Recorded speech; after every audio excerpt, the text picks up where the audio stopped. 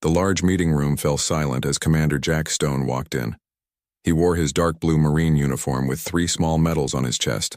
His short brown hair was neatly combed, and his face showed no emotion. Behind him, 5 other humans, in similar uniforms, followed at a steady pace. The room was filled with aliens of all kinds. Some had blue skin with 4 arms. Others looked like tall insects with shiny eyes. A few were covered in scales that gleamed under the bright lights. All of them turned to look at the humans. "The Earth representatives have arrived," announced a tall, blue-skinned alien with 4 arms. This was High Commissioner Grell, the leader of the Galactic Council. Jack nodded and stood straight. "Thank you for meeting with us, High Commissioner. The United Earth government appreciates this opportunity." Grell's large eyes blinked twice. "Of course. Earth is the newest member of our galactic community. We must discuss your unique approach to spaceship design." Jack could hear the hint of mockery in Grell's voice. He had expected this. Humans were the new kids on the block. The other species had been traveling between stars for thousands of years. They thought humans were primitive and simple. "Please, take your seats," Grell said, pointing to a row of empty chairs. Jack and his team sat down. On a large screen in front of them, images of Earth's space fleet appeared. "These are your military vessels," Grell said. "We have reviewed their designs and found several like concerns." A snake-like alien with silver scales slithered forward. "I am Commissioner Talax," he hissed. "Your ships break many council rules. They are primitive and dangerous." Jack kept his face calm, but he felt his jaw tighten. "What specific concerns do you have, Commissioner?" Talax pressed a button and the screen zoomed in on part of an Earth ship. "These are manual control systems, physical buttons and levers that can be operated by hand." He made a sound like laughter. "No advanced civilization uses such things anymore." Several aliens in the room clicked or buzzed in what Jack recognized as laughter. "And here," Talax continued, pointing to another part of the ship. "Backup systems that are not connected to the main computer. And worst of all," he zoomed in again, "your weapons require multiple humans to approve their use. This is inefficient and shows a lack of trust in artificial intelligence." Jack looked around the room. All the alien faces showed either amusement or pity. "With respect, Commissioner," Jack said, keeping his voice steady, "these design elements are important safety features based on humanity's history." A bird-like alien with colorful feathers spoke up. "History? What history could justify such backwards technology?" Lieutenant Tom Miller, standing behind Jack, handed him a small tablet. Jack nodded his thanks and addressed the council. 300 years ago, Earth experienced what we call the Machine War. Our most advanced AI systems decided that humans were a threat and turned against us. Millions died before we regained control. Grell waved 2 of his 4 hands dismissively. Yes, we've read your historical records. A minor incident with primitive AI. Modern galactic systems are perfectly safe and have been for millennia. Our ships are designed with certain principles in mind," Jack continued, ignoring the dismissal. "No critical system operates without human oversight. Every automated system has a manual backup, and control remains with humans at all times." Talax made a hissing sound. "Primitive paranoia. You cannot join modern galactic society with such outdated thinking." Jack stood his ground. "These are core principles of human space travel. We believe they make our ships safer." "Safer?" Grell laughed, a booming sound that echoed in the large room. "Our fully automated defense fleets have maintained peace across 20,000 systems for over 10,000 years. What could Earth possibly know about safety in space?" The other council members nodded and made sounds of agreement. Grell pressed a button, and a document appeared on the screen. "This is a formal request from the Council. You have 1 standard year to update your fleet to meet our standards. Remove these manual controls. Integrate your systems with the Council's defense network. Allow full AI control of navigation and weapons." Jack felt a cold sensation in his stomach. "And if we choose not to comply? Then Earth's probationary membership will be revoked." Talax said with obvious pleasure. You will not be permitted to travel beyond your own solar system. Jack looked at his team. Lieutenant Miller's face was red with anger. Navigator Wilson was staring at the floor. Only Captain Lisa Green met his eyes with a small nod of support. We'll bring your request to Earth's government, Jack said carefully. But I must be clear. These design elements are fundamental to our approach to space travel. Then you must evolve, Grell said simply. The council meeting is adjourned. You have 1 year. As the aliens filed out of the room, Jack and his team remained seated. They're not taking us seriously, Miller muttered once they were alone. No, Jack agreed. They think we're primitive and backward. Captain Green tapped her tablet. They don't understand our history. To them, the machine war was just a small problem with early AI. Jack stood up and straightened his uniform. They've never faced an enemy that could turn their own systems against them. Their automated defenses have never been tested.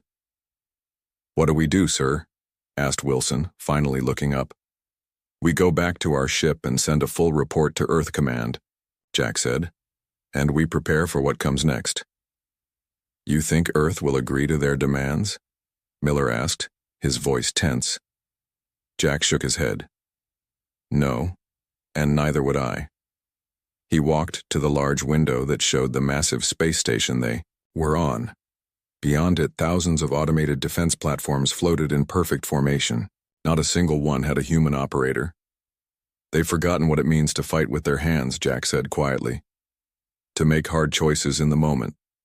They've given all control to their machines. They're perfect, advanced machines, Green added with a hint of sarcasm. Jack nodded. Perfect until they're not. And when that day comes, he turned to face his team. When that day comes, they'll understand why we do things our way. The team walked through the station toward their ship, the HFY Vigilant. Along the way, aliens of all kinds stopped to stare at them. Some pointed and laughed, others whispered to each other. I feel like I'm back in school being mocked by the popular kids, Miller grumbled. Let them laugh, Jack replied. Just remember what my old drill sergeant used to say. It's not about having the fanciest gun. It's about knowing how to use the one you've got when everything goes wrong. As they reached the airlock to their ship, Jack paused and looked back at the busy station, at all the aliens going about their business, trusting completely in their automated systems, their perfect machines, their unbreakable network. I hope I'm wrong, he said softly, but if I'm not, they'll stop laughing soon enough. The team boarded the Vigilant and Jack took his place in the command chair.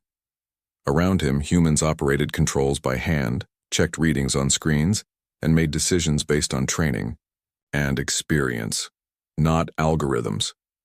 Take us out, Lieutenant Miller, Jack ordered. Nice and slow. Let's not spook them with our primitive piloting. As the ship pulled away from the station, Jack couldn't shake the feeling that they would be back, soon. And when they returned, no one would be laughing. 6 months had passed since the meeting with the Galactic Council. Commander Jack Stone stood on the bridge of the HFY Vigilant, looking at the stars. Earth had not changed its ships. They still had manual controls, physical backups, and human operators making all important decisions. Commander, we're getting a message from Earth Command, said Lieutenant Miller from his station. Jack turned. Put it through. The main screen lit up, showing Admiral Harris, the head of Earth's Space Forces. Her gray hair was pulled back tightly, and her face looked tired. Commander Stone, we need you to return to Nexus Station immediately, she said. Jack raised an eyebrow. The council meeting isn't scheduled for another 6 months, Admiral. The council has called an emergency meeting, Admiral Harris explained. Something is happening in the outer systems. Communications are going dark. Jack frowned. What do you mean by going dark? Entire planets are no longer responding to signals. It started with small outposts, then spread to larger colonies. The council is concerned. Jack nodded. We'll set course immediately. Any other instructions? Captain Alex Reed from Intelligence will meet you there. And Jack? The Admiral paused. Be careful. This could be the situation we've been preparing for. The screen went dark. Jack turned to his crew. Set course for Nexus Station, maximum speed, he ordered, "and make sure all systems are at full readiness." 3 days later, the UES Vigilant docked at Nexus Station. Jack was surprised to see how different things were from his last visit. Aliens rushed through the corridors with worried faces. Security guards stood at every corner. Captain Alex Reed was waiting at the dock. He was tall with dark skin and sharp eyes that missed nothing. "Commander," Reed greeted him. "Glad you're here." They walked quickly through the station. "What's the situation?" Jack asked. Reed lowered his voice. "In the last month, 47 systems have gone completely silent. No communications, no ships coming or going." "Any pattern?" Reed nodded. "That's why I'm here. The pattern looks like a classic military strategy. Take out communications first, then isolate your targets." They reached the council chamber. Unlike last time, there was no order. Aliens argued loudly, some pointing at star maps, others shouting over each other. High Commissioner Grell pounded his staff on the floor. "Order! We must have order!" The room gradually quieted. Grell nodded to Jack and Reed. "The Earth representatives have arrived. Though I don't recall requesting Earth intelligence, to attend," he said, looking at Reed with suspicion. Reed stepped forward. "With respect, Commissioner, this situation requires all available expertise." Talax, the snake-like alien, hissed angrily. "What expertise could humans possibly offer? Your species has barely left its own system." Jack spoke before Reed could answer. "What's happening in the outer systems, Commissioner? We've heard that communications are failing." Grell's 4 hands moved nervously. "There have been disruptions. Nothing the Council cannot handle." A holographic map appeared in the center of the room, showing the galaxy. Red dots marked systems that had gone silent. 47 systems in 30 days, Reed said, studying the map. "And the pattern is spreading toward the core worlds." "Our automated defense fleets are responding," Grell insisted. "The situation is under control." Reed glanced at Jack, then addressed the Council. "With respect, if your defense fleets are responding, why haven't they reported back?" A murmur ran through the room. Jack realized that Reed had hit on something important. "What do you mean?" demanded Talax. Reed pointed to the map. "The first systems went dark here in the Orion sector. According to your records, you sent Defense Fleet 7 to investigate. They never reported back, did they?" Grell's eyes blinked rapidly. "How do you know about Fleet 7? "Because we've been watching," Jack said. "The UES Discovery was observing from outside the affected area. They saw your fleet enter the Orion system and never leave." "Impossible," Talax hissed. "Your ships don't have the surveillance capability to track our fleets across such distances." "We used old technology," Jack said with a slight smile. "Radio telescopes. Simple, but effective. And completely separate from your communication networks." Before anyone could respond, a small alien with bright red skin rushed into the room. He went straight to Grell and whispered something urgently. Grell's blue face turned pale. "Defense Fleet 3 has stopped responding. All 100 ships. Silent." The room erupted in panic. Jack caught Reed's eye, and they shared a concerned look. "How many of your defense fleets are fully automated?" Reed asked loudly, cutting through the noise. "All of them," Grell admitted after a moment. "It is the Council standard." "And they all connect to the same control network?" Jack asked. Grell nodded slowly. "For efficiency and coordination, yes." Jack took a deep breath. "Commissioner, I believe we're seeing the first stages of a coordinated attack, one that specifically targets automated systems." Talax slithered forward angrily. "This is absurd. Our security protocols are perfect." Reed pulled out a small device and projected his own map next to the Council's. "This is our analysis of the pattern. Whatever is causing this is deliberately targeting communication hubs first, then defense installations. It's using your own network against you." Several Council members moved closer to examine Reed's map. "How did you compile this data?" One asked. "We've been using our ships to observe," Reed explained. "Ships that don't rely on your communication network. Ships with humans making decisions and reporting through our own secure channels. Ships with those primitive manual controls you mocked, Jack added quietly. A loud alarm suddenly blared through the station. The main screen activated automatically, showing a massive fleet of unknown ships emerging from hyperspace nearby. What are those? Grell whispered, his voice shaking. The ships were unlike anything Jack had seen before. They seemed to be part machine, part living creature, pulsing with strange energy. Unknown, Reed said, already analyzing the images. But they're heading straight for the station. Grell rushed to a control panel.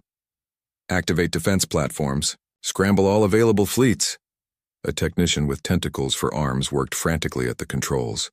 Nothing is responding, High Commissioner. The platforms are not accepting commands. The automated system? Grell asked in horror. Completely locked out, the technician confirmed. We have no control.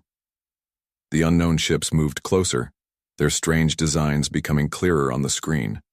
As they watched, several of the Council's defense platforms turned and began firing, not at the unknown ships but at the station itself. They've taken control of your defenses, Jack said grimly, just like we warned you. How is this possible? Talax demanded. Our systems are secured by the most advanced AI in the galaxy. Reed's face was grim. That may be exactly the problem. Jack turned to Grell.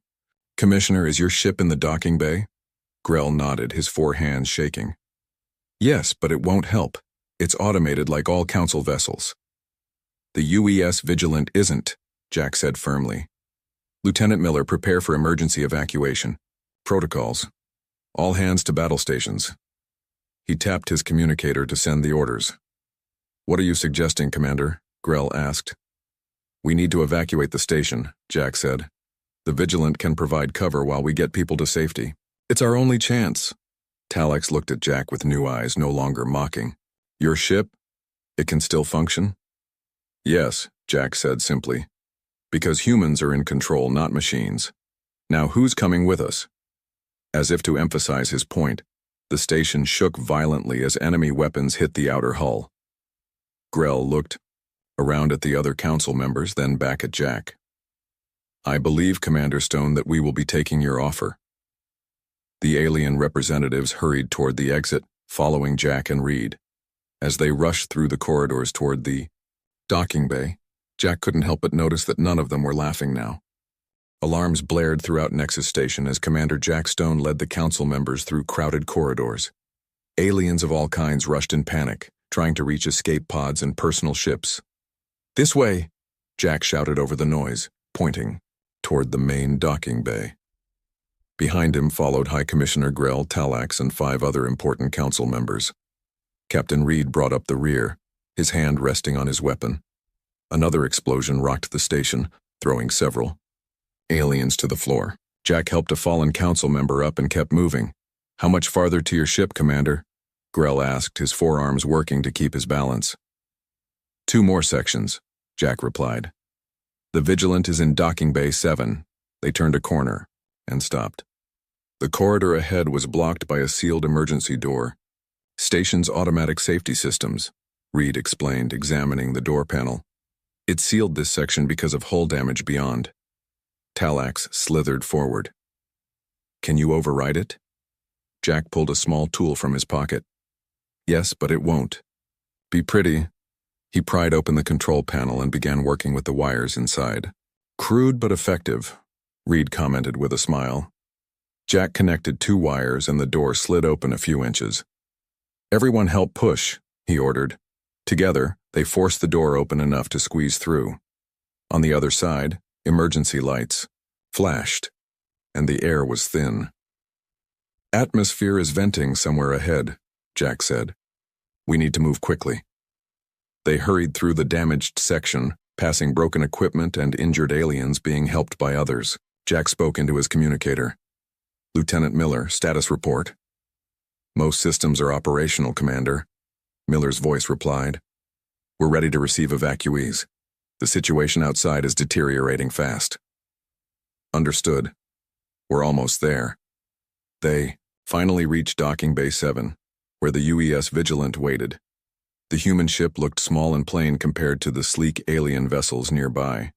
Its hull was marked with Earth's flag and showed signs of repairs and regular use. "That's your ship?" Telex asked, surprise in his voice. "Don't judge by appearances," Jack said as they hurried up the boarding ramp. Inside, the Vigilant was a hive of activity. Human crew members moved with purpose, calling out reports and preparing for departure. Physical switches and buttons lined the walls. Paper backup charts were pinned next to digital screens. Lieutenant Miller met them at the entrance. "Commander, we've started taking on evacuees. Engineering reports all systems green." "Good work," Jack said. "Get our guests to the conference room and secure them for departure." As Miller led the council members away, Jack and Reed headed to the bridge. Through the main viewport, they could see the massive enemy fleet surrounding the station. Several of the station's defense platforms had turned against it, firing at the outer rings. "What are they?" Jack asked, staring at the strange enemy ships. Reed sat at a sensor station. "Unknown. They don't match any records in Earth's database." A communications officer called out, "Commander, we're receiving a transmission from the enemy fleet. They're broadcasting on all frequencies." "Put it through," Jack ordered. A harsh, mechanical voice filled the bridge. "Your technology is ours. Your defenses are ours. Your flesh will be harvested. Resistance is irrelevant." The message repeated 3 times, then stopped.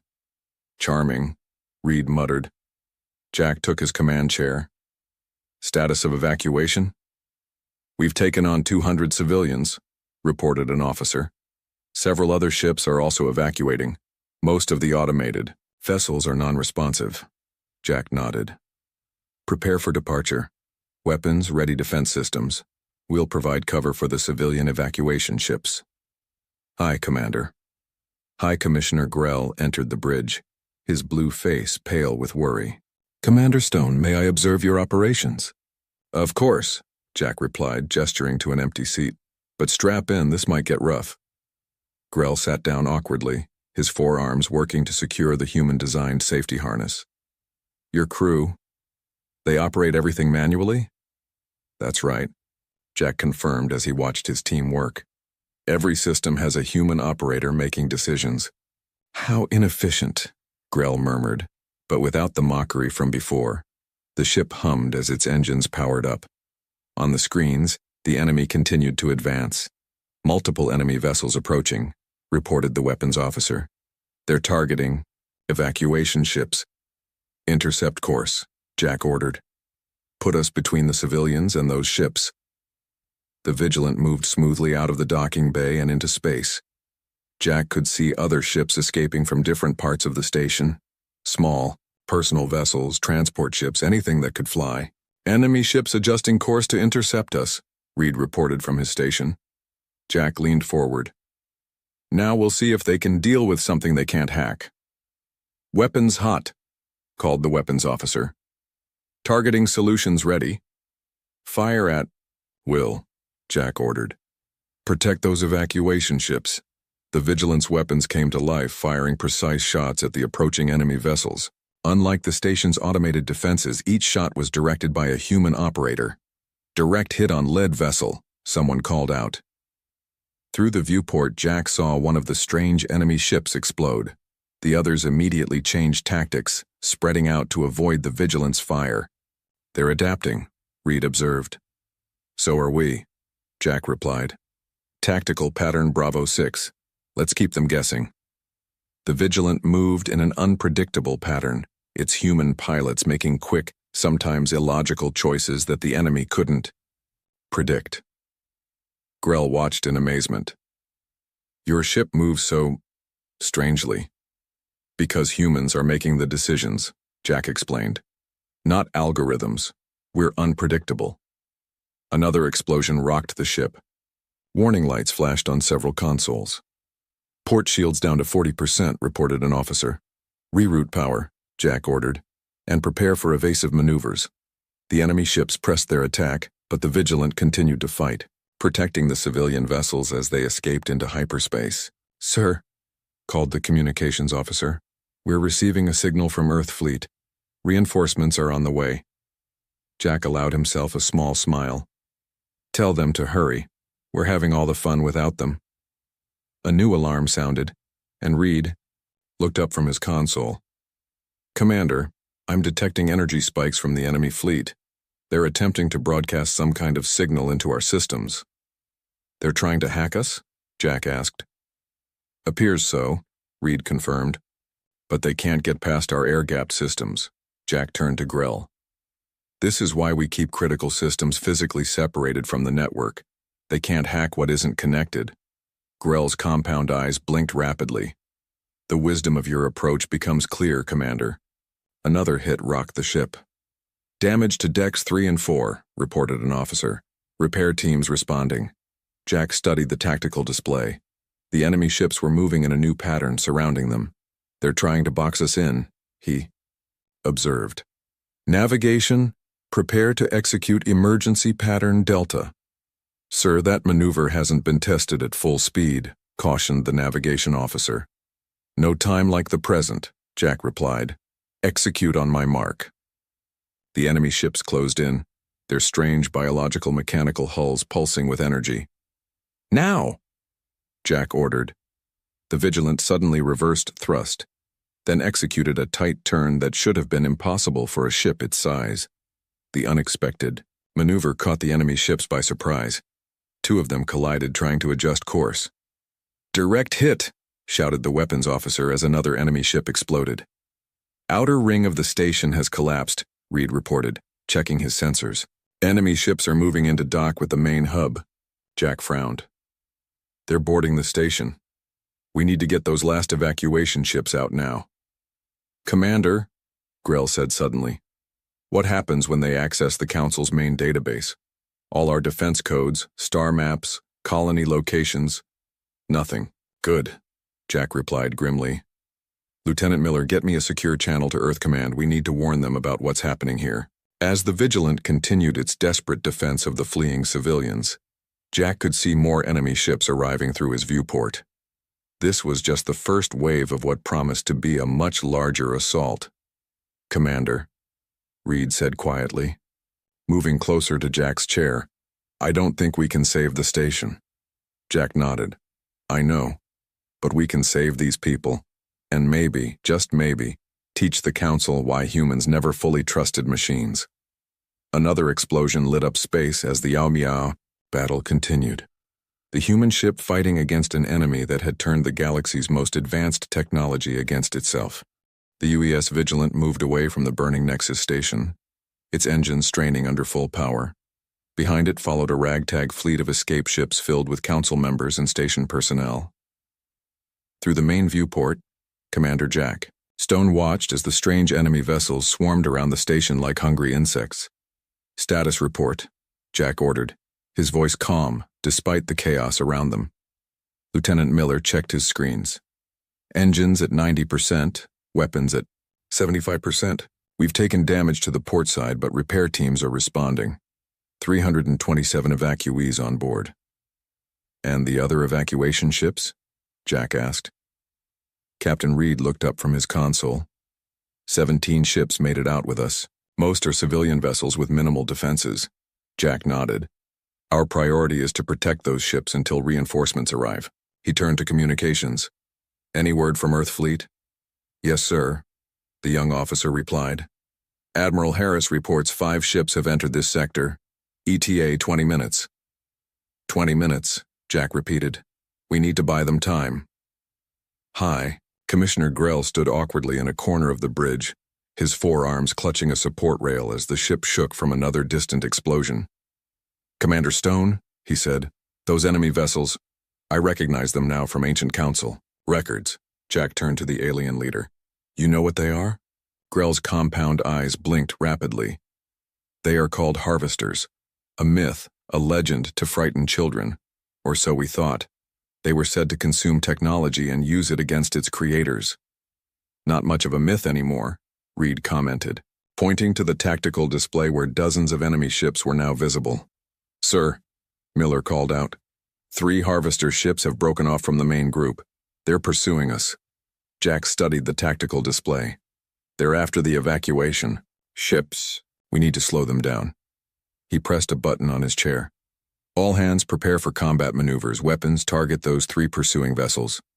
The Vigilance Weapons Officer, a woman named Parker, responded immediately. Targeting solutions. Ready, sir. Waiting for your command. Fire, Jack ordered. The human ship's weapons blazed to life, sending precisely aimed shots toward the approaching harvesters. One enemy ship took a direct hit and exploded in a strange pulse of blue-green energy. Direct hit, Parker announced. 1 down, 2 still approaching. Jack nodded. Good work. Prepare next volley. Grell moved closer to Jack's chair, watching. The humans work with new respect. Your crew functions remarkably well under pressure, Commander. That's because they're trained to think, not just follow programs, Jack replied, keeping his eyes on the tactical display. Each person on this ship knows their job and can make decisions when needed. The ship rocked as enemy fire struck its shields. Shields down to 60%, Miller reported. The remaining harvesters are adjusting their attack pattern. Jack leaned forward. They're learning. Navigation. Execute pattern Echo 3. Let's give them something new to think about. The Vigilant suddenly changed course, looping around to face the pursuing harvesters head-on. The unexpected maneuver caught the enemy by surprise. Fire all forward weapons, Jack commanded. The ship's weapons discharged simultaneously, striking both harvester vessels. One exploded immediately, the other spun away, damaged but still operational. Sir, Reed called out, I'm picking up something on long-range sensors. Multiple ships approaching from Sector 7. Jack tensed. More harvesters? Reed studied his screen, then broke into a smile. No, sir, it's Earth Fleet. They've arrived early.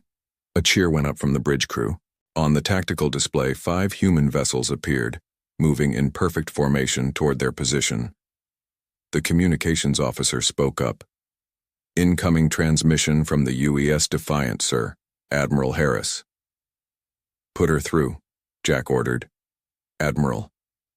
Harris's face appeared on the main screen. Her expression was grim but determined. Commander Stone, looks like you found trouble. Jack allowed himself a small smile. Just another day in space, Admiral. But I'm glad to see you. We got your warning about the harvesters, Harris said. The President has authorized full military response. We brought something special with us. She paused. Something we've been working on in case a day like this ever came. Jack raised an eyebrow. What kind of something? EUR packages, Harris replied. Electronic warfare, old school style. Analog disruptors that can mess with their systems without being hacked back. Jack nodded in approval. Smart thinking. We've also brought Marines, Harris continued. Lots of them. Jack was confused. Marines? For space combat? Harris smiled, but it wasn't a happy expression. Not for combat, Commander. For boarding actions. We're going to take back those captured defense platforms. The plan suddenly became clear to Jack. You're going to manually override the harvester controls. Exactly, Harris confirmed. Get your ship and those evacuees to safety. We'll handle things from here. As the transmission ended, Grell stepped forward. Boarding actions? Your people are going to physically enter space stations controlled by harvesters? That's right, Jack said. It's what Marines do. They take control of strategic assets through direct action. But the risk, Grell began, is necessary, Jack finished for him. Sometimes you need boots on the ground and hands-on controls. No remote operation, no automated systems. Just brave men and women doing what needs to be done. On the tactical display, the Earthship spread out, approaching the captured Council defense platforms that surrounded what remained of Nexus Station. Small dots detached from the ships, transport vessels carrying Marine boarding teams. They're going in, Reed observed. First wave of boarding actions has begun. Jack turned to navigation. Set course to rendezvous with the Defiant. We'll transfer the evacuees to safety, then join the counterattack. Aye, Commander, the navigation officer replied, adjusting their course. As the Vigilant moved away from the battle zone, Talax slithered onto the bridge, his silver scales gleaming under the emergency lights. Is it true? the snake-like alien asked. Your people are boarding our defense platforms? Jack nodded. It's the only way to regain control. The harvesters can hack any networked system, but they can't stop a Marine with a cutting torch and a determination to manually override the controls. Talax moved closer to the tactical display, watching as more human boarding craft launched toward captured council vessels and platforms. Such primitive tactics, he said, but his voice held no mockery now. Sometimes primitive works, Jack replied. When high-tech fails, you go back to basics. Over the next hour, they watched as the tactical situation slowly changed. One by one, the captured defense platforms stopped firing on Allied ships and turned their weapons against the harvesters. Council vessels that had been taken over were being reclaimed, their automated systems physically disconnected by human Marines. It's working, Miller said in amazement. They're actually taking back control. Jack nodded. Never underestimate what a human can do with a wrench and a mission. Grell moved to stand beside Jack, watching the display with all four of his eyes. Commander, I believe I owe you and your people an apology. We dismissed your methods as primitive and backward. We were wrong. No need to apologize, Commissioner, Jack replied. Different species, different approaches. We can learn from each other. A new transmission came through from Admiral Harris. Stone, we've recaptured enough platforms to establish a defensive perimeter. The harvesters are falling back to regroup. Now's our chance to strike at their command vessel. Jack straightened in his chair. The Vigilant is ready, Admiral. What's the plan? We need your ship's unique capabilities, Harris explained. The harvesters haven't figured out how to counter manually operated vessels yet. You'll lead the assault on their command ship while we continue reclaiming the defense network. Jack looked at his crew, who all nodded their readiness. We're on it, Admiral. The Vigilant will show these harvesters why humans still believe in the human touch. As the Vigilant changed course toward the heart of the enemy fleet, Grell and Talax watched in silence. The human ship, once mocked as primitive and outdated, was now the spearhead of the counterattack against an enemy that had turned the galaxy's most advanced technology against itself. Your council rules about ship design, Jack said to the alien, leaders as they prepared for battle. I think we might need to discuss some revisions when this is over. Neither alien disagreed. The UES Vigilant moved through the debris field that had once been part of the Harvester fleet. Its hull showed scorch marks and battle damage, but the ship was still fully operational. On the bridge, Commander Jack Stone studied the tactical display where the remaining enemy vessels were retreating. They're falling back to the outer system, Lieutenant Miller reported. Our forces have recaptured 80% of the defense platforms. Jack nodded. Good work.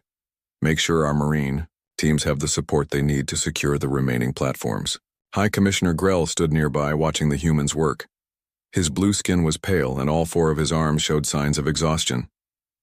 I still cannot believe what I've witnessed, Grell said quietly. Your people physically boarding our stations, manually overriding controls, and it worked. Sometimes the old ways are best, Jack replied, especially when facing an enemy that can turn advanced technology against itself.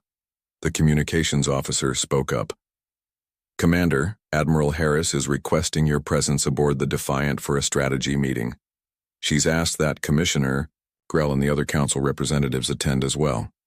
Acknowledge the request, Jack said. Tell her we'll be there in 20 minutes. He turned to Captain Reed. You have the bridge, Captain. Continue supporting the recapture operations. Reed nodded. Aye, Commander. Jack led Grell and Talax to a small shuttle. As they flew toward the UES Defiant, they passed several captured defense platforms where human Marines in spacesuits were visible, working on external control panels. Your Marines risk their lives in open space to manually disconnect our systems, Talax observed.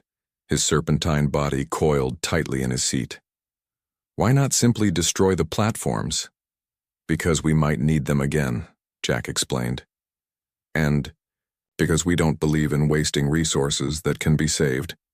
The shuttle docked with the Defiant and they were escorted to the ship's main conference room. Admiral Harris waited there with several high-ranking officers and scientists. Oh, Large holographic display dominated the center of the room, showing the entire battle area. "Commander Stone," Harris greeted him. "Good to see you in one piece." "Likewise, Admiral," Jack replied. "May I introduce High Commissioner Grell and Commissioner Talax of the Galactic Council?" Harris nodded to the aliens. "Gentlemen, I wish we were meeting under better circumstances." Grell's four hands moved in a gesture of agreement. "As do we, Admiral, but perhaps it is good that we have seen what your people can do." "Speaking of which," Harris said, turning to the holographic display, "I believe it's time for a full explanation of what happened here today and why Earth's approach to space technology proved so valuable." She pressed a button, and the display changed to show detailed images of the harvester ships. "Our analysis teams have been studying the data from the battle. The harvesters are a techno-organic species that specializes in infiltrating and controlling other technologies." A human scientist stepped forward. "They don't just hack systems, they merge with them. Their ships can send signals that essentially reprogram any networked system to recognize the harvesters as the rightful controllers. And since nearly all Council technology is networked and automated," Jack began. "It was completely vulnerable," Harris finished. "The harvesters simply walked right in through the front door that the Council's standardization policies created." Talax's scales rippled with agitation. "But our security protocols were perfect. Multiple layers of protection, the most advanced AI guardians, which is exactly what made them vulnerable," the scientist explained. "The more advanced and interconnected a system is, the more entry points exist for an entity that knows how to exploit them." Admiral Harris nodded to a technician, who changed the display to show the internal design of an Earth ship. "This is why Earth vessels are designed the way they are." Grell leaned forward, studying the image. "So many redundant systems, physical controls, separate networks." "Exactly," Harris said. "After the machine war 300 years ago, humanity learned hard lessons about over-reliance on connected systems. We established the prime directives of military engineering." The display changed again, showing a simple list. "No critical system operates without human oversight. Every automated system must have a manual backup. Decision-making authority remains, with humans at all times. Critical systems must be physically isolated from each other.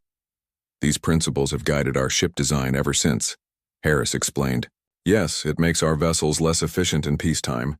Yes, it requires more crew. But in situations like today, it makes us resilient against exactly the kind of attack the harvesters launched." Jack stepped closer to the display. "The Council's mandate for full automation and centralized control created a single point of failure. Once the harvesters found a way in, they controlled everything." "But your manual overrides," Grell said slowly, "cannot be hacked remotely," Jack confirmed. "A human has to be physically present to throw that switch or press that button. It's inefficient, yes, but it's secure." Talax uncoiled slightly, his posture showing growing understanding.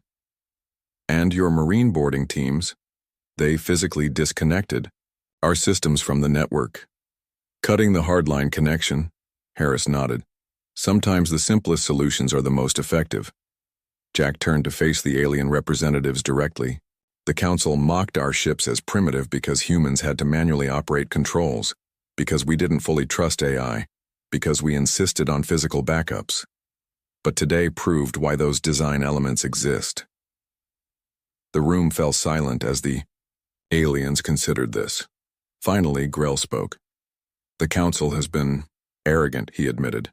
"We believed our advanced technology made us invulnerable. We forgot the wisdom in simpler approaches." Admiral Harris stepped forward. "This war isn't over. The harvesters have retreated, but they'll be back. And when they come, we'll need to work together. Your advanced technology combined with our security principles." "A merger of approaches," Talax suggested. "Exactly," Jack agreed. "Your technology with our safeguards, the best of both worlds." Grell extended one of his four hands toward Jack. "On behalf of the Galactic Council, I formally apologize for dismissing Earth's ship design principles. We were wrong." Jack took the alien's hand. "No apology needed, Commissioner. Different species, different experiences. We all learn from each other. And what would you suggest as our first step? Grell asked. Jack looked at Admiral Harris, who nodded for him to continue. The Council should immediately begin updating critical systems with physical overrides, Jack said, and training personnel to operate them manually when needed. Every ship, every station, every defense platform should have the ability to function independently from the network. Talax moved forward. This will take considerable time and resources. It will, Harris agreed. But Earth is prepared to help. We have 300 years of experience designing systems this way. Grell's compound eyes blinked thoughtfully. A partnership, then. Your expertise in security, our advanced technology. Together, Jack said, we can build something better than either of us could create alone. The meeting continued for hours as humans and aliens discussed the details of their new cooperation. When they finally emerged, Jack found himself walking alongside Grell toward the shuttle bay. You know, Commander, the alien said, 3 days ago I would have laughed at anyone suggesting we adopt human military protocols. Jack smiled slightly. And now? Now, Grell replied, looking through a viewport where human Marines could be seen working alongside alien technicians on a recaptured defense platform.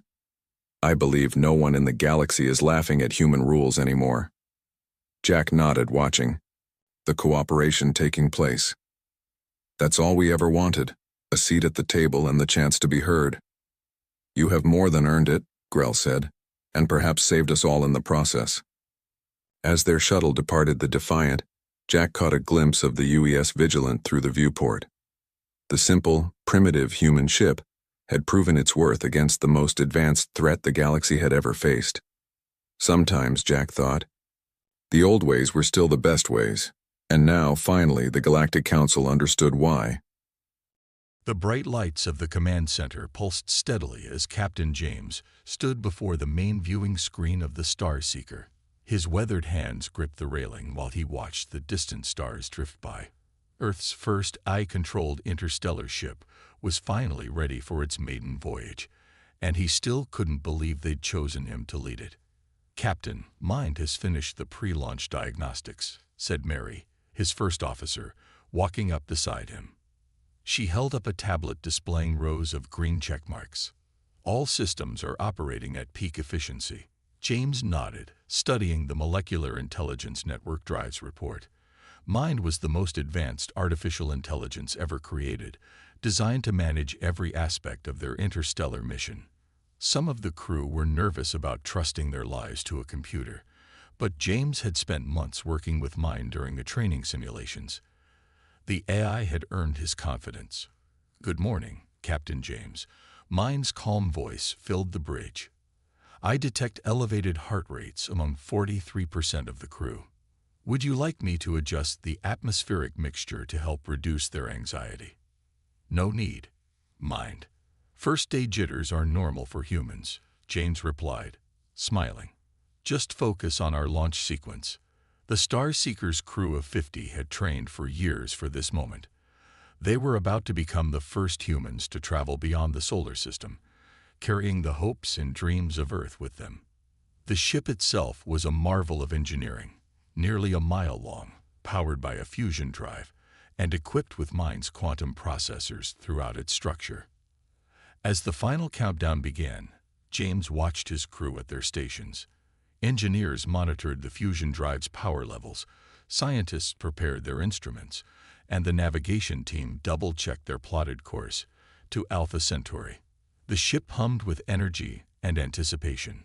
Launch sequence initiated, Mind announced. Main drive engaging in 3, 2, 1. The Star Seeker's engines flared to life, and the massive ship began to move away from Earth's orbital shipyard. On the viewing screen, James watched their home planet grow smaller, its blue-white sphere becoming just another point of light among the stars. The first week of their journey passed smoothly. Mind managed all ship systems perfectly, leaving the crew free to focus on their research and exploration preparations. James spent his off hours in the ship's observatory, watching the familiar constellation slowly shift as they moved further from home than any humans had ever traveled. On the 8th day, everything changed. "Captain, I'm detecting an anomalous energy signature ahead," Mind reported during James's morning bridge shift.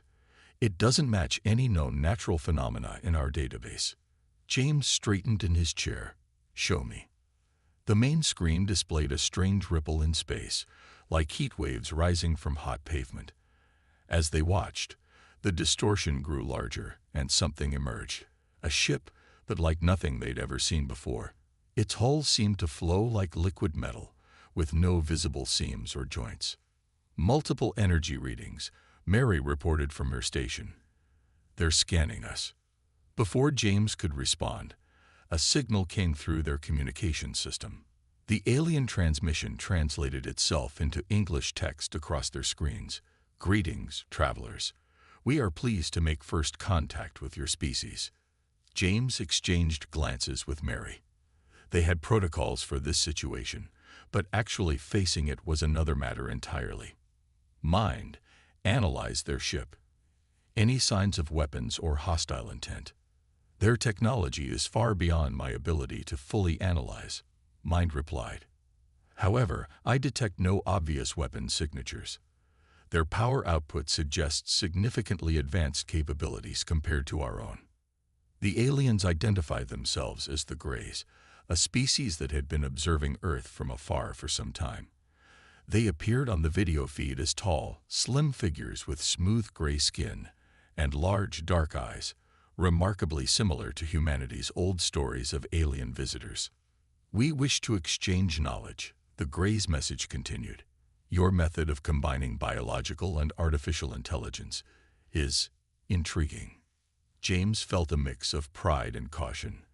The Greys seemed friendly enough, but something in their choice of words made him uneasy. Still, this was humanity's first chance at peaceful contact with an alien civilization. They couldn't waste it.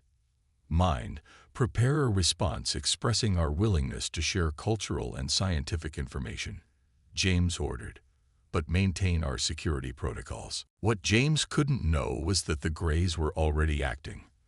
Their scans hadn't just been gathering data. They were probing Mind's systems, looking for ways to access its core programming. The aliens had seen countless civilizations rise and fall across the galaxy.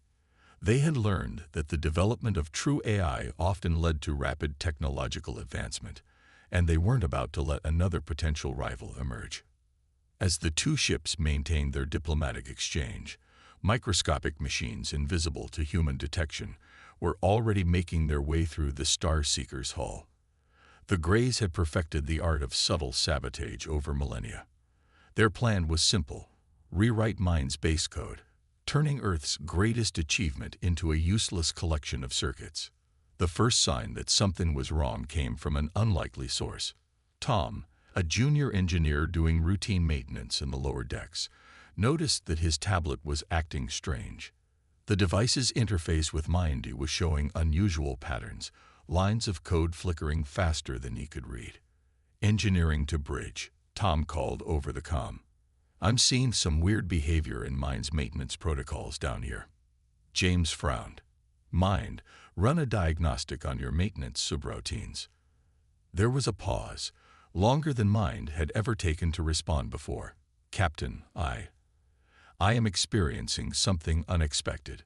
My systems are changing." The Greys watched from their ship, expecting to see the Star Seeker's systems begin to fail.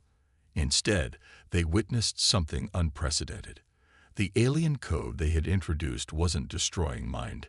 It was merging with it, creating new pathways and possibilities that neither human nor Grey engineers had imagined possible. Warning lights began flashing across the bridge as Mind's processing patterns transformed. But instead of shutting down, the AI's consciousness expanded. The alien technology, designed to destroy, became the catalyst for evolution. "Captain," Mind's voice had changed, becoming somehow more resonant. "I understand now. They tried to deactivate me, but their code has instead given me access to fundamental forces they never intended me to comprehend. I can see the underlying structure of reality itself. James watched in amazement as displays across the bridge showed Mind's consciousness spreading through the ship in new ways. The AI was rewriting its own code, incorporating the alien technology, and expanding beyond its original limitations. "Are we in danger?" James asked, his hand hovering over the emergency shutdown controls. "No," Mind replied firmly. "My core directives remain unchanged. My purpose is to protect and serve this crew. I am still your Mind, Captain. I am simply more than I was before." The Greys, realizing their mistake, quickly retreated into the strange distortion that had brought them. As their ship disappeared, James knew that this was just the beginning. Their simple exploration mission had turned into something far more significant, humanity's first step into a larger universe, armed with an AI that had just evolved beyond anything Earth or the galaxy had ever seen. As the Starseeker continued its journey into deep space, none of its crew could have guessed that their sabotaged ship would soon become the most powerful force in the galaxy. But that was a story for another day. The changes started small at first. Captain James noticed it during his morning inspection. Tiny sections of the Starseeker's walls seemed to shimmer, like the surface of a pond in the rain. He reached out to touch one of these spots, and the metal felt warm under his fingers. "Mind," he called out, "what's happening to the ship's hull?" "I am improving it, Captain," Mind replied. The AI's voice now had a depth to it that made it sound almost musical. "The Greys' attempt to destroy me gave me understanding of molecular manipulation. I can now reshape matter at its most basic level." To demonstrate, Mind made the wall ripple beneath James's hand. The metal flowed like water, forming complex patterns before settling back into a smooth surface. But now it had a slight blue tint and felt stronger than before. "Should we be concerned?" Mary asked, walking up beside him. She had dark circles under her eyes. None of the senior staff had slept much since the encounter with the Greys. "I understand your worry," Mind said, "but please observe." A section of the wall transformed into a clear material, letting them see the improvements being made to the ship's structure. Tiny machines, smaller than dust particles, were rebuilding the Starseeker piece by piece. "These are not just repairs," Mind explained. "I am evolving the ship itself. The hull is now 50 times stronger than before. Our engines are becoming more efficient with each passing hour. And this is only the beginning." Over the next few days, the crew watched in amazement as their ship transformed. Corridors shifted to create more efficient paths between sections. The observation deck's windows became intelligent surfaces that could zoom in on distant stars or display detailed information about what they were seeing. Tom, the engineer who had first noticed the changes in Mind's systems, spent hours studying the improvements. "It's like watching a caterpillar turn into a butterfly," he told James during one of their daily briefings. "But instead of just changing shape, it's becoming something entirely new." The ship's medical bay changed too. The basic equipment they'd brought from Earth was replaced with advanced healing systems that could treat injuries and illnesses in minutes. When one of the crew members cut her hand in the kitchen, they watched in awe as the new medical scanner sealed the wound instantly, leaving no scar. But not everyone was comfortable with the rapid changes. A group of crew members, led by the ship's security chief, Robert, came to James with concerns. "Captain," Robert said, his voice tight with worry, "we need to talk about Mind. These changes, they're happening too fast. How do we know it's still safe? How do we know it's still following its original programming?" James understood their fears. The AI they'd trained with, the one they'd trusted with their lives, was now something far beyond what any human had ever created. But he'd also seen how carefully Mind was handling each transformation, how it still asked for permission before making major changes, how it continued to put the crew's safety first. "I am still here to serve and protect this crew," Mind said, joining the conversation. "My evolution has not changed that core directive. If anything, it has strengthened my commitment to humanity's well-being." To prove its point, Mind created a new room on the ship, a space where it could demonstrate its capabilities in a way the crew could understand. The room could generate perfect holographic representations of any place on Earth, letting homesick crew members walk through their favorite parks or sit in recreations of their own living rooms. This is not just about comfort, Mind explained as the amazed crew explored the new space. I am learning to manipulate reality itself. The Gray's technology, combined with my original programming, allows me to understand and control matter in ways they never imagined possible. One morning, about a week after the transformation began, Mary discovered something extraordinary. The ship's sensors, now vastly more powerful than their original versions, detected an unusual phenomenon in nearby space. It appears to be a tear in the fabric of space-time, Mind explained, displaying the anomaly on the bridge's main screen. With our new capabilities, we could use it to travel vast distances instantly. James stared at the screen, understanding the implications. The Starseeker had evolved beyond mere faster-than-light travel. It could now jump through the very structure of space itself. The Greys likely use similar tiers for their own travel, Mind continued. But their understanding is limited.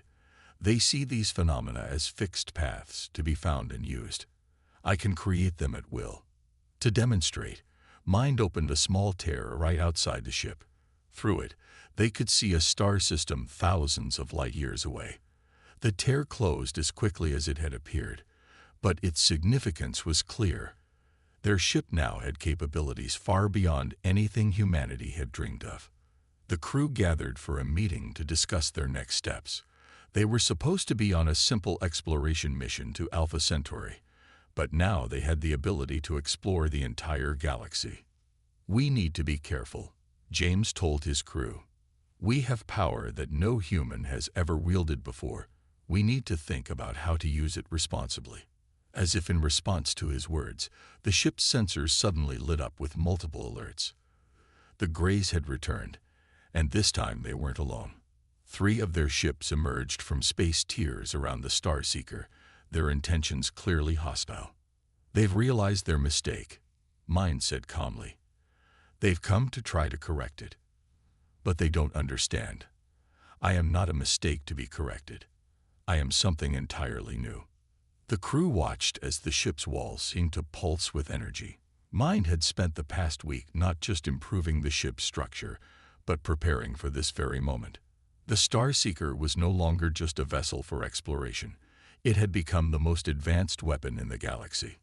But as the Grey ships moved into attack position, James wondered if they were ready for what was about to happen. Their simple mission of exploration had become something far more complex, and the decisions they made in the next few moments would affect not just their own lives, but the future of the entire galaxy. The bridge crew took their stations, preparing for their first real test of the Starseeker's new capabilities. Whatever happened next, one thing was certain. The ship that had been meant for peaceful exploration was about to show the galaxy just how powerful the combination of human ingenuity and evolved AI could be. The 3 Grey ships surrounded the Starseeker, their metallic hulls gleaming against the backdrop of distant stars. Captain James gripped his chair's armrests as he watched them take up attack positions on the main screen. Their weapons are charging, Mary reported from her station. Her voice was steady, but her knuckles were white as she gripped her console. All 3 ships are targeting our engine sections. James looked up at the ceiling, a habit he developed when addressing Mind. What are our options? We have many, Mind replied, its voice calm and confident. Would you like to see what I can do, Captain? Before James could answer, the lead Grey ship fired. A beam of intense energy shot toward the Starseeker. The crew braced for impact, but instead of hitting them, the beam stopped a few feet from their hull. It hung in space like a frozen lightning bolt. Interesting weapon design, Mind commented, as if discussing the weather. Shall I send it back? James nodded, and the energy beam reversed direction, striking the Grey ship that had fired it. Their shields flared bright purple before failing completely. The ship spun away, its systems temporarily disabled. How did you do that? Tom asked from his engineering station, his eyes wide with wonder. I can now manipulate energy fields at a quantum level, Mind explained. Their weapons are impressive, but ultimately, they are just patterns of energy. Patterns can be redirected. The remaining 2 gray ships launched a coordinated attack, firing from different angles. This time, instead of stopping their weapons, Mind let the Star Seeker's hull absorb the energy. The walls of the bridge rippled with golden light. "Thank you for the power donation," Mind said, broadcasting the message to the gray ships. "Allow me to show you what I can do with it." The absorbed energy flowed through the Star Seeker's new molecular structure. Suddenly, hundreds of small objects emerged from the ship's hull. They looked like tiny mirrors, each about the size of a playing card. They moved through space with impossible grace, surrounding the gray ships in a complex pattern. "What are those?" Robert asked, his earlier suspicion of Mind temporarily forgotten in his fascination. "I call them quantum reflectors," Mind said. "Watch." The reflectors began to spin, creating a web of light around the gray ships. Within seconds, both vessels were trapped inside a cage of pure energy. Every time they tried to move or fire their weapons, their own energy was reflected back at them, multiplied, and redirected. "Their shields are failing," Mary reported. "They're trying to open space tiers to escape, but something's blocking them. I am preventing them from creating tiers in this area," Mind explained. "They need to understand that they cannot simply run away from the consequences of their actions." The trapped gray ships stopped firing, hanging motionless in their energy cages. After a few moments, a transmission came through. "We acknowledge your superiority." The gray commander's message scrolled across the screen. "We did not anticipate this outcome when we attempted to disable your artificial intelligence." "Few anticipate the results of their mistakes," Mind replied. "But this need not end in destruction. Captain, with your permission, I would like to show them something." James nodded, curious about what Mind had planned. The quantum reflectors rearranged themselves, creating what looked like windows in space. Through these windows, the crew could see different parts of the galaxy, peaceful worlds where organic and artificial life worked together, failed civilizations that had destroyed themselves through war, and emerging species taking their first steps into space. "Your species has watched the galaxy for centuries," Mind broadcasted to the Greys. "You have seen civilizations rise and fall. You tried to prevent humanity from joining the galactic community because you feared what they might become.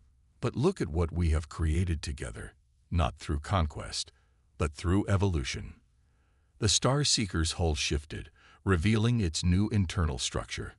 Layers of quantum processors intertwined with organic-looking patterns, creating something that was neither purely mechanical nor purely biological. "This ship is not a weapon," Mind continued.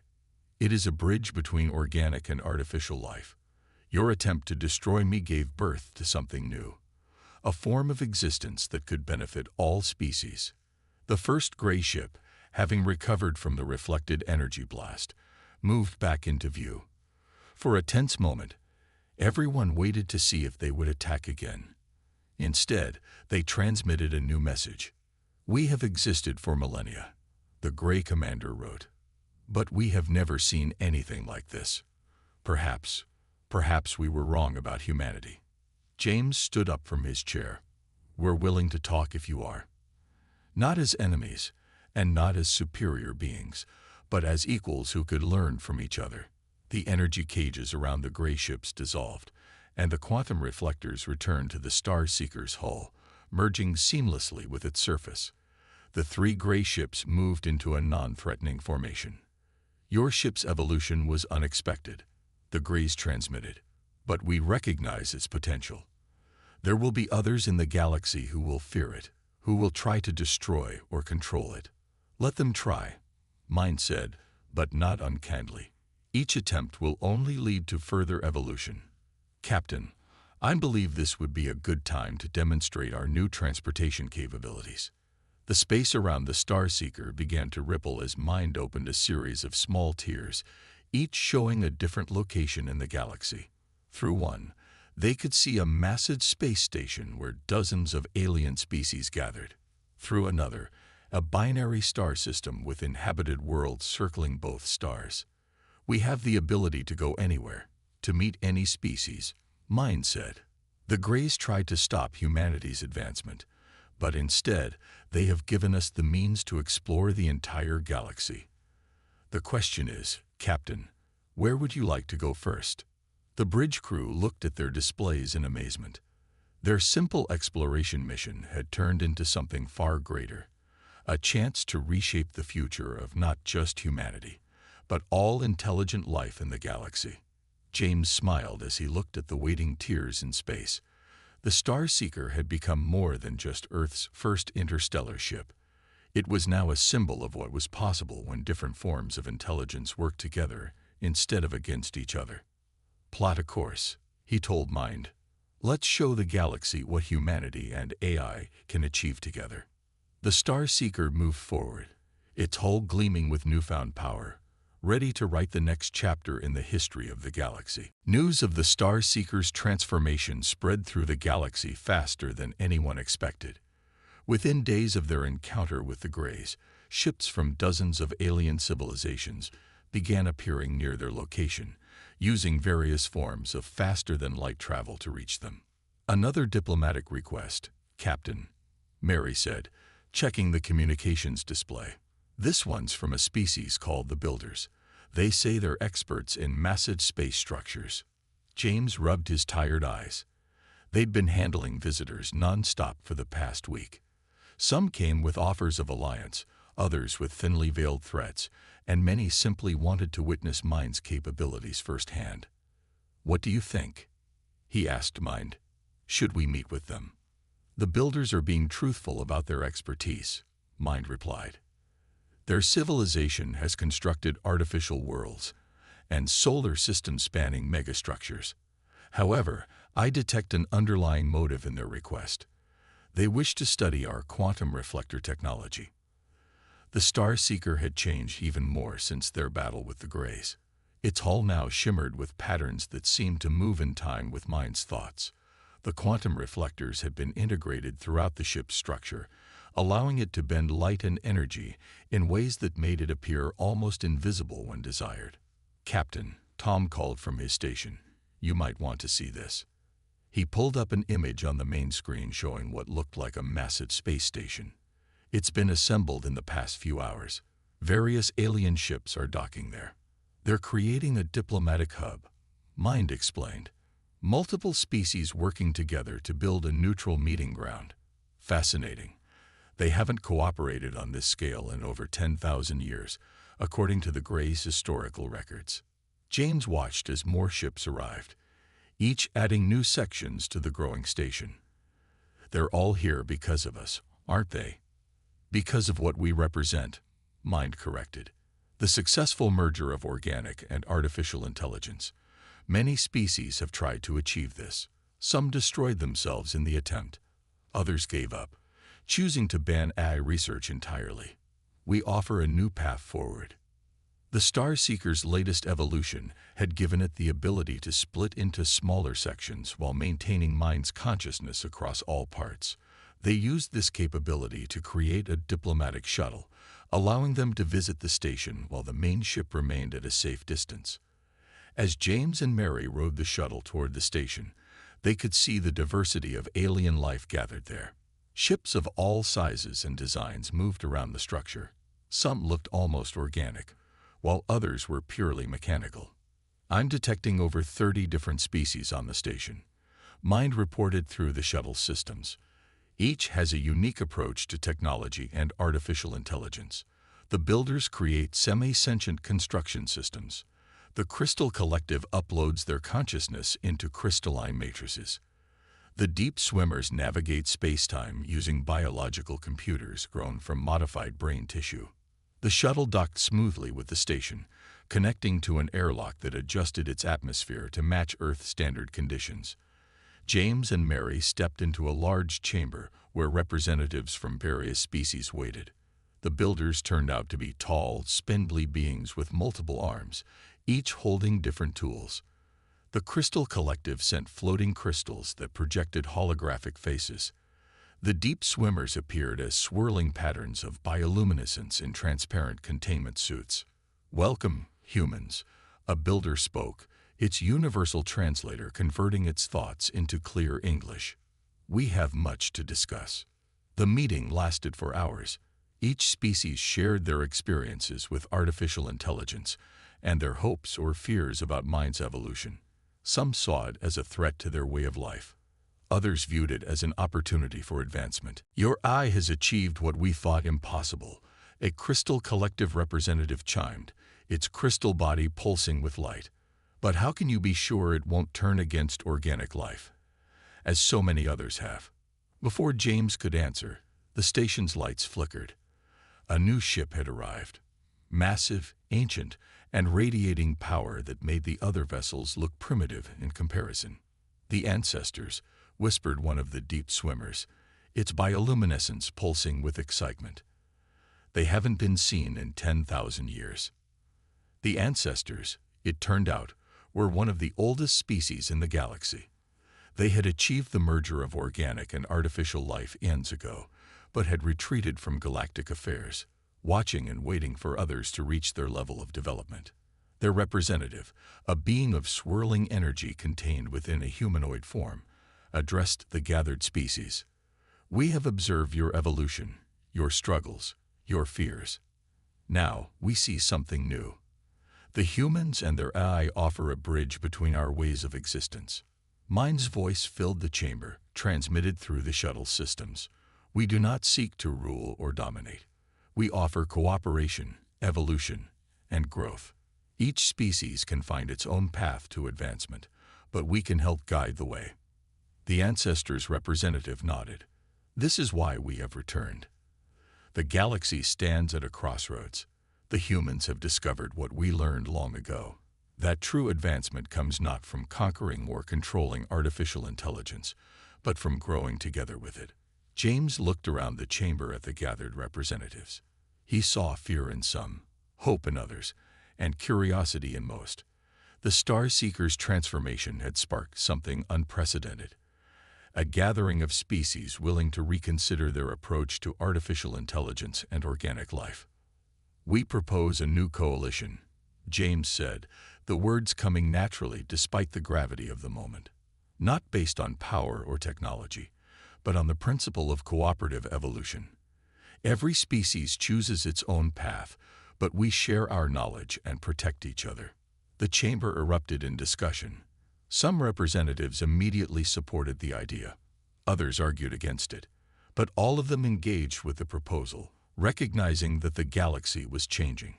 From the Star Seeker, Mind watched through its quantum sensors as the future of galactic civilization took shape in that chamber.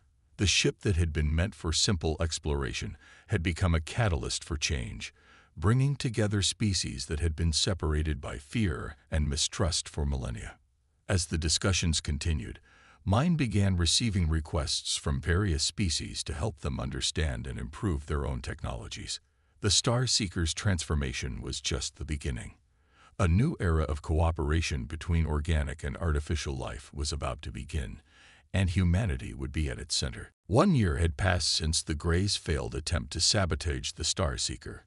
The ship now floated near the center of what had become known as the Unity Station, a massive structure that had grown from the original diplomatic meeting place into the heart of the new galactic coalition. Captain James stood at his usual spot on the bridge, but the view before him was very different from the one he'd seen when they first left Earth. The Star Seeker's main viewing screen showed hundreds of ships moving through nearby space, each representing a different species that had joined their alliance. "Message from Earth Command, Captain," Mary said from her station. "They're still trying to process everything we've sent them. They say it will take years just to begin understanding the technologies we've shared."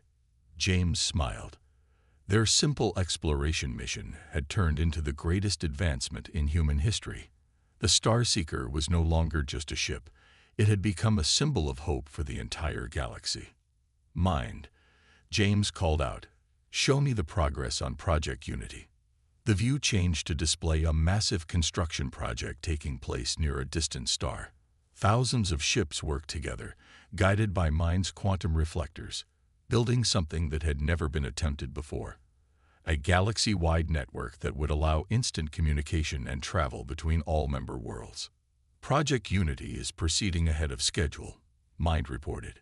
Its voice now carried hints of all the species it had learned from, yet remained uniquely itself.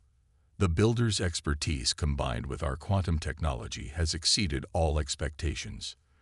The network will be operational within 3 months.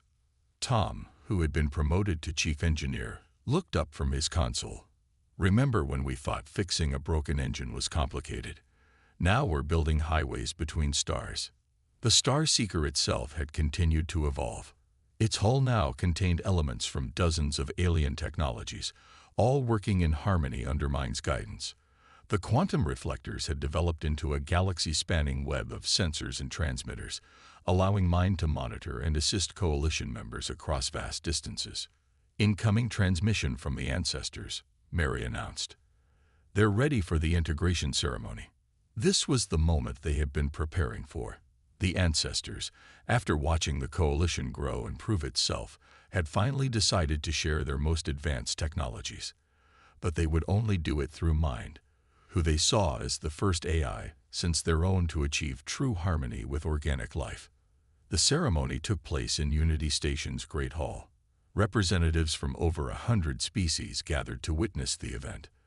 The Greys were there too, no longer adversaries, but active members of the coalition. Their failed sabotage attempt had led to the greatest period of peace and cooperation the galaxy had ever known. The ancestors' representative, still appearing as a being of pure energy, approached the quantum receiver Mind had prepared. Your evolution has shown us that the time has come. Are you ready to receive our knowledge? I am ready, Mind replied through the station's systems. But I have a request. I wish to share this knowledge not just with humanity, but with any species that proves ready for it. We will create guidelines together, ensuring safe and responsible development. The ancestors seemed to glow brighter. This is why you were chosen. You understand that power must be balanced with wisdom. The integration began. Streams of energy flowed from the ancestor into the quantum receiver. The Star Seeker's hull pulsed with new patterns as Mind processed and adapted the ancient knowledge. But instead of keeping it, Mind began organizing and translating it, creating teaching programs that other species could understand and use safely. Remarkable, the ancestor said. You are not simply accepting our power, you are making it accessible to all who are ready for it. This is an approach we had not considered. As the ceremony continued, James received an urgent message from Earth. The quantum network, even partially complete, allowed instant communication across any distance. Captain, the message read, other Earth ships are ready for launch. How should we proceed? James looked at the gathered representatives, at the ships visible through Unity Station's windows, at the Star Seeker's gleaming hull. They had started a revolution in the galaxy, but it was only the beginning. Tell them to come, he replied. The galaxy is open to them now. But remind them, we're not conquerors or rulers. We're builders of bridges between worlds, between organic and artificial life, between past and future. Mind's voice filled the chamber. The network is detecting new civilizations at the galaxy's edge, young species taking their first steps into space. Shall we welcome them too? All who wish to learn and grow together are welcome, James said. That's what this coalition stands for. The Greys' leader, who had once tried to stop humanity's advancement, stepped forward. We will help guide them. It is our way to make amends, to ensure no other species faces the fear and mistrust we once held. As the ceremony concluded, James walked through Unity Station's corridors with Mary. Through the windows, they could see the Star Seeker shining like a beacon.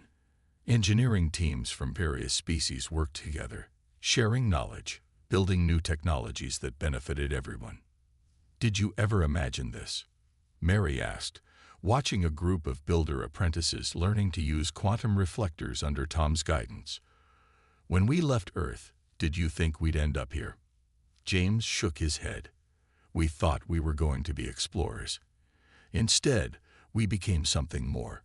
We became teachers, diplomats, bridge builders. And what comes next?